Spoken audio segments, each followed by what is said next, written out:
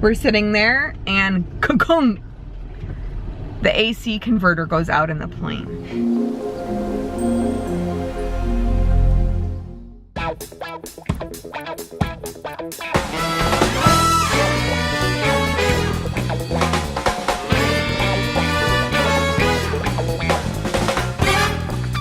Good morning, good morning, good morning. Good morning. We are back on St. Thomas. I guess that's where I should start. Matt got back 5 days before I got back. Weston and I traveled together for the very first time by ourselves. And Matt was just saying, I wish that you would have taken some video of that whole experience. And I didn't, because it was terrible. I was mad. I felt guilty. I had one of the worst experiences I've ever had flying. And it was my first time flying with Weston by myself.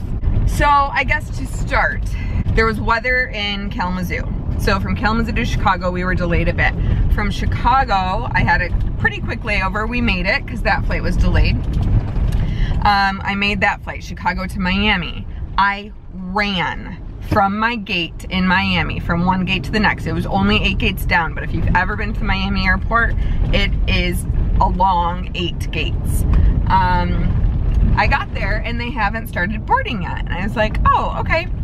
We made it, we're good, take a breath, like you're okay. So they finally start boarding, we all get on the plane. We sat on the plane for an hour, maybe even an hour and a half before we found out that there were some mechanical issues. Weston's telling you about it too. There were some mechanical issues. They said that the slide, I think on the right hand side, wasn't working. So they were telling everyone just to get off the plane and they were gonna try to find another plane for us. They found one pretty quickly. Within the half hour, by 8 o'clock, we are at another gate and we are boarding. They put us 10 gates down, maybe even 15 gates down. So we board the next plane. We sit on that plane for about an hour. It's 9 o'clock at night at this point. We find out through our phones, like the text alerts that you're getting from the airline, we found out through our phones that the St. Thomas airport is, their lights on the runway are not working. What do you think about that, Matt? Well, I was waiting on the St. Thomas side, you know, watching all the delays, and, you know, it kept on pushing back. It was like 11 o'clock, then 11:30. For arrival, yeah. For arrival, then midnight, then 12:30. And once it got towards midnight, I knew, you know, St. Thomas Airport does not stay open that long, you know, for one flight. And I kind of figured you were not going to make it that night, but yes. Getting ahead of the story. Yes. So anyway, St. Thomas Airport actually closes at 10:30.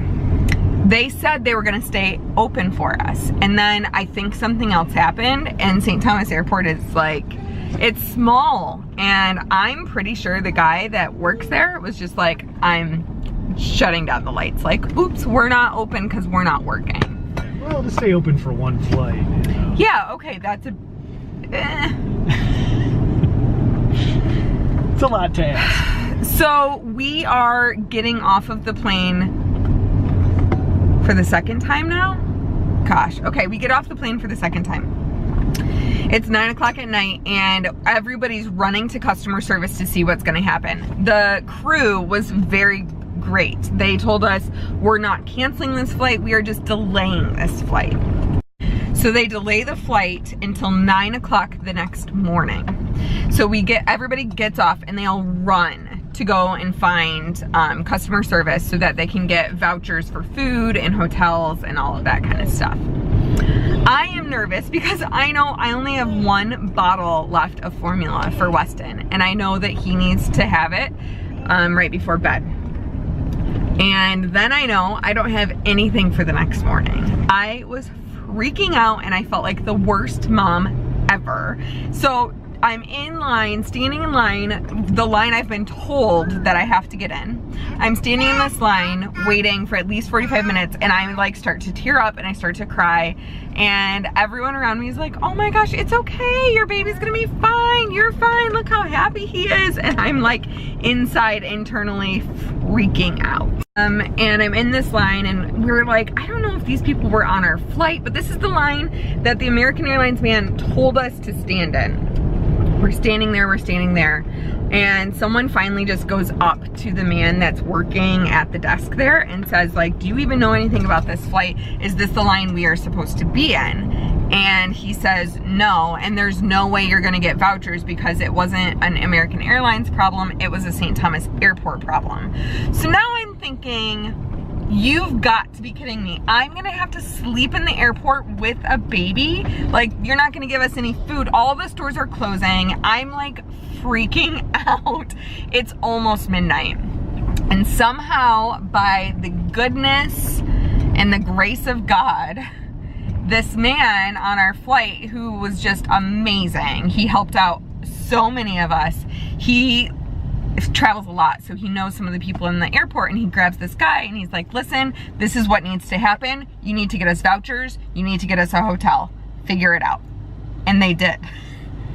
I don't even know how it happened. And everyone else on our flight was so kind, and they were like, this woman has a baby. You need to get her on the first shuttle out. Like, get her there. That baby needs to go to sleep. And everyone was like, they were so fantastic. So we all bundled together, we get in one shuttle, or like multiple shuttles. We were in that shuttle for at least 30 minutes, maybe even 40. Well, the hotel had some other amenities, right?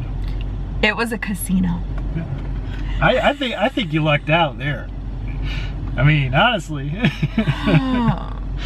I wouldn't have been too upset about that. Matt would have been thrilled, but here I am with this baby who now has pooped his pants, standing in line. It was like, oh my gosh. Okay. We're driving up, we're like in the middle of nowhere, so it's all black, and then all of a sudden, out of nowhere, it's like this huge casino and resort in Mukasuki something, I can't even pronounce it. Anyway, that is the only hotel in the Miami area that had space available. So, our entire flight gets put up here. We pull in, everybody gets out, we unload, I tip the driver. We walk into this hotel. There is a line, there's like a whole nother flight of people standing in line, and it winds around and around and around and around. It's already 12:30 at night, and I'm thinking, how are we ever gonna get sleep? We have a 9 o'clock flight tomorrow, we have a 6 o'clock shuttle, it's already been scheduled, like no one's sleeping tonight. Again, everyone was so friendly. People on my flight went and found security and said, this woman needs to go in the front of the line and she needs to get into her room first. And they did. And they asked if I needed a crib, and I did. They brought one up for Weston. It all worked out. We finally fall asleep. I hardly slept, maybe an hour and a half, 2 hours, because your brain's like going. We get up the next morning, everybody gets on a shuttle. I sit next to this really nice guy. He tells me, he's like, you know, we've been through so much on this flight.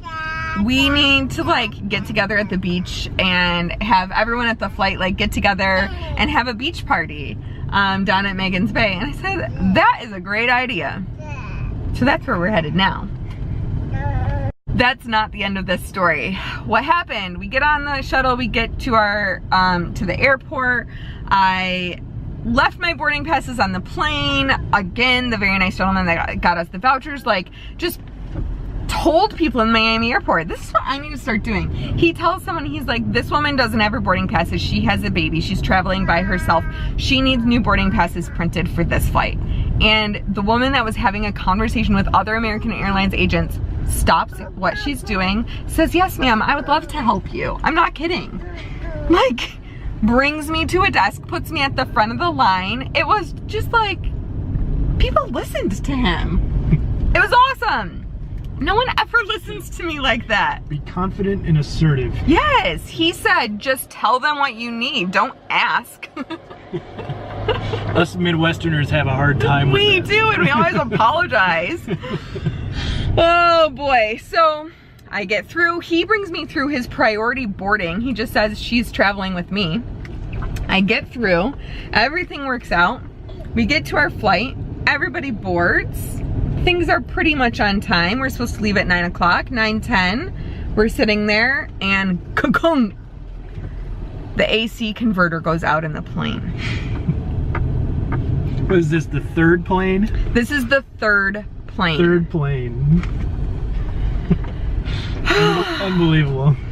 So, it starts getting pretty hot in the plane, and they're telling us that they have maintenance on their way, but they're not sure how long it's gonna take, and if we'd like to deplane that we can, but then, you know, we could get back on the plane too, and that would be okay. So I get Weston, I get all of our stuff except the stroller, and I get off the plane, and at this point it's like 10:15, and there's a noon flight leaving. And I'm like, you know what? I should probably get on that flight. I should probably just switch flights, because at this point, like, I don't trust that that plane is gonna take us or get us there. So Weston and I switched flights. The original flight 2379 did take off about 5 minutes. At 11:55, that flight took off. Flight 1391 was my new flight. We took off at noon. We landed at almost the same time, and I had bags come off on both belts. And that is the story how Weston and I finally got back to St. Thomas. Flight 2379. So everybody's having a little reunion today at the beach. We are, and the women's basketball team from Mexico was also on our flight. They were down here for a tournament, and I think we're gonna go to their basketball game later. Yeah, their game's this afternoon. We're gonna watch them go watch them play Guatemala. Guatemala. They all loved Weston. They were like holding him. They were like, look at that baby. He's like our little flight mascot. So we're gonna go cheer them on this we're gonna afternoon. go cheer them on, and I think that they're gonna be pretty excited to see Weston in the stands. Got to meet some people, say some thank yous, and you know, Yes. it's just nice that there's good people out there that'll help out. You know, when you need a little help. When you need a little help. And that's another reason like why it's so great to live here, is that people really do help one another when the times get tough, when it's hard. Well, and you get the opportunity to see those people again, because it's a small island. And, you know, you're bound to run into one of those 2379 people around the island sometime. Yeah, you know? that's true. Okay, we're gonna go see if we can find them on the beach. Let's go.